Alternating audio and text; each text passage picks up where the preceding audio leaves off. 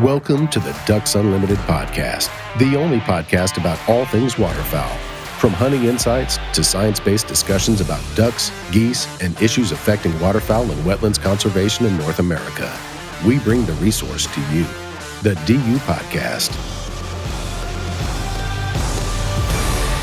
All right, everybody, welcome to Dallas, Texas. We're at the 2022 EarthX Expo. We're at the Ducks Unlimited booth here. My name is Bob Locke. I'm the Director of Development for Ducks Unlimited for North Texas, Oklahoma, and New Mexico. I live in Granbury, Texas. Happy to be a part of this show here today. We've also got Karen Waldrop with us. Hi there, Karen Waldrop here, Chief Conservation Officer for Ducks Unlimited. Really excited to be here and opening up on a beautiful Saturday morning here, celebrating Earth Day yesterday and this new great event that we're going to be talking about later today as well.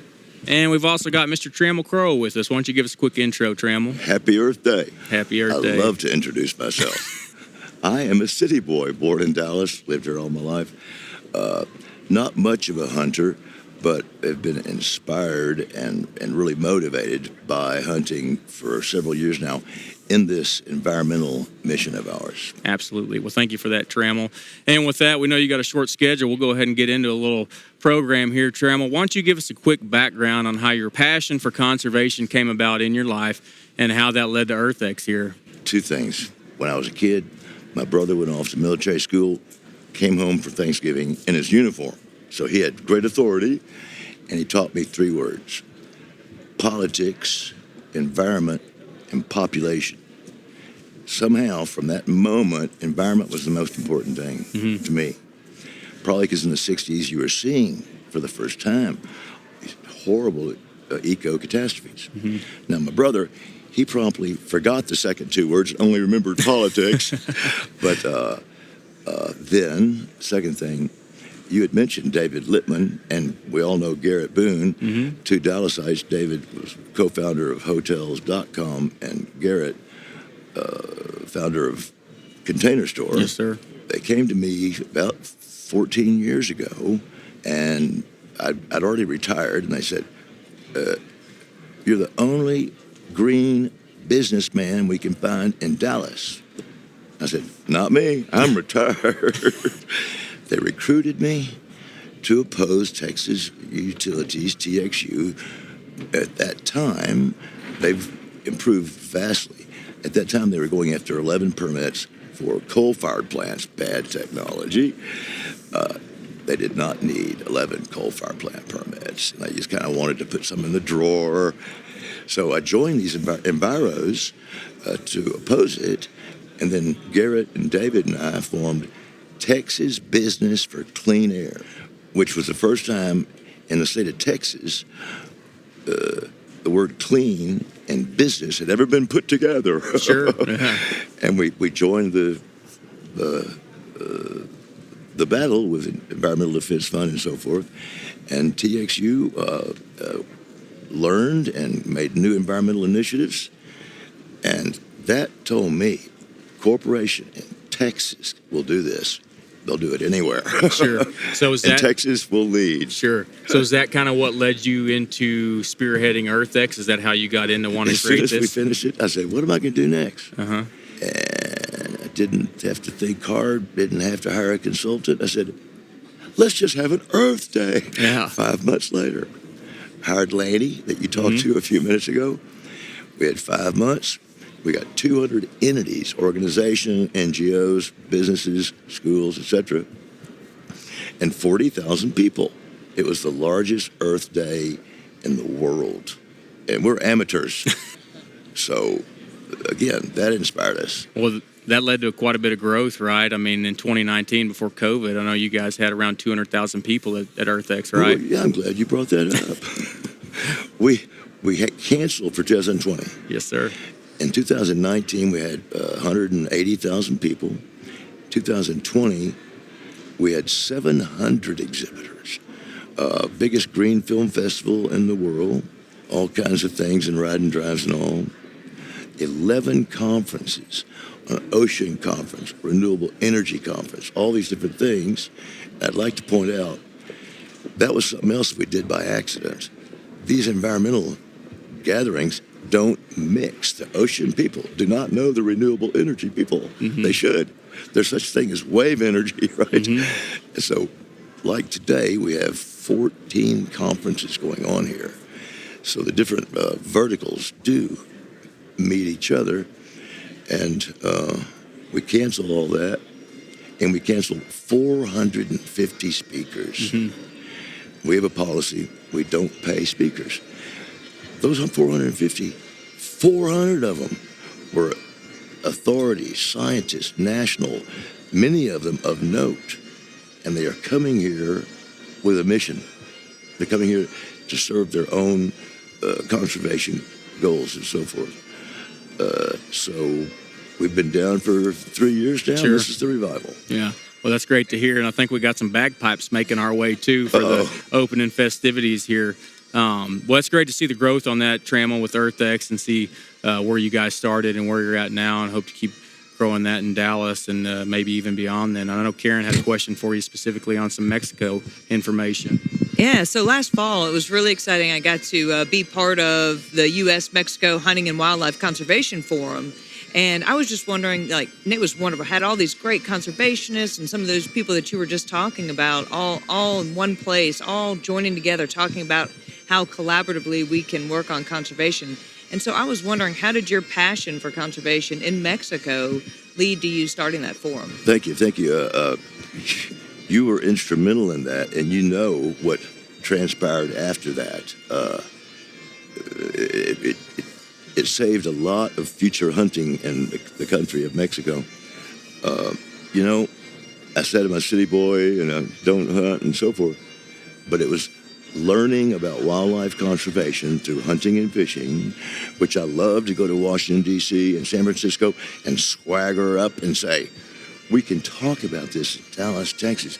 You guys can't talk about it in San Francisco, can you? So it's the conservation that inspired us to go forward with these initiatives in Latin America. Sure. So I thank you. So did you have some background? Did you travel to Mexico a lot? What kind of led to that passion for you getting involved to help have that much initiative to get that done to help out the people south of the border? Your listeners from Texas, they know. Yes, sir. If you go to University of Texas in Austin, you know the chicken ranch, the chicken farm. You know LaGrange and Laredo and all these places. I didn't. I went back east to college. So I didn't know Mexico. And just really haven't gone very much. But we've met Mexicans who live here in Dallas, whose families are important in Mexico, who realized what we were doing. And so they just took us down there, introduced us. And I've got to say, it was a gold mine. Those Mexican business leaders, they give to conservation every year, and they feel it. So they've been very welcoming. I mean, I couldn't tell you how passionate that group was. I mean, getting to sit there and meet those guys and sitting around the table with them and just talking about conservation. I mean, it is in their lifeblood. It is who they are, and it was exciting. Let's tell that story together. I went down there. The very first time I went to a major reception that they threw for us because they hear, Earth Day environment, we want to help. The very first reception, I got up there and swaggered once again and said, wildlife conservation through hunting and fishing. They jumped out of their seats. They came and grabbed me. The result was, they said, if we can have an American environmental group attend half Earth Day, which we've concocted for October 22 every year, y'all come this October 22 in Dallas. If you can get a major environmental group to endorse hunting and fishing as wildlife conservation in our country, we will come up en masse for October 22 in Dallas. They did it. We wrote that proclamation, whereas and wherefore, and you saw what happened. The Mexicans, American hunters conspired together, took that proclamation to Mexico, and they beat the politicians. Yeah. So moving forward, Trammell, I know we talked a little bit about EarthX, and we see this maybe as a potential to partner non-government NGOs with potential corporate partners, and we talked about the push with ESG on the corporate level, and I know we talked through some specific examples, but do you see EarthX as being an opportunity to partner some NGOs with some potential corporate funders, and then also with the amount of pool you guys have brought in here on the policy side of things too, to help impact things at the large level across the U.S. Absolutely. It has one of these things that's grown organically with our event every year as we've had more different types of exhibitors, let's say for built environment or for ocean or island, and then corporations and NGOs coming in. It's been a natural networking at the expo, hundreds of exhibitors, visitors who know, you never know who they're going to be walking down the aisle. And at the conferences, the authorities coming from all over the country, they might just bump into a rich Texan. Sure. Well, I know we had some good folks come by the booth here yesterday and ask us some questions about some of our conservation work. And I know through some of your programs, like your Conservation Ambassador program, I think that's a great way you guys are trying to marry these companies with some potential business leaders to look at impacting conservation. And let me just point out on that, these hunters in DFW came to me, probably knowing I couldn't even shoot straight, and they said, we want you to call us conservation ambassadors. I said, well, hold it.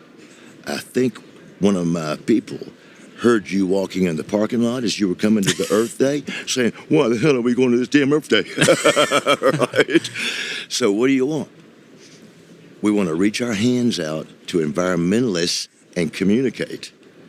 Environmentalists and bridging the gap with hunters, putting their hands out and making it happen. And let me just mention along those lines, today, Ted Roosevelt's here, Ted Roosevelt IV, speaking at the Wildlife Conference, and he's a great example of that. Sure. Back east, yeah, you got to deal with it. That's right. Well, great. Well, Trammell, I appreciate you having us out here today, and we'll go ahead and wrap things up here. Thanks again for taking some time out for us. Thank you for putting on EarthX and spearheading this and all you do for conservation. You got any final thoughts you want to leave us with? A few commercial plugs. How much time do I have? Go ahead, man, if you want to. So. No, seriously, folks, we will have an important event in Dallas, October 22 or right around there, depending on where the weekends fall. And we will focus on conservation issues. We won't go off and do climate change or green buildings, because it's October 22. It's halfway between Earth Days. Half Earth Day has now become a movement. I'm not sure if y'all realize. Half Earth Project, 30 by 30, 50 by 50, meaning by 2050 we should conserve 50% of the world. That does not mean build a brick wall around it. Those are the preservationists. These Ducks Unlimited folks are the conservationists. And so those themes will be focused on in Dallas, and then come back 6 months later for Earth Day 2023. Sure. Well, we appreciate that. I know that Half Earth Days, like I mentioned, was a great venue and a great opportunity for conservation groups alike to get together and work collaboratively on conservation. So we appreciate you putting that on.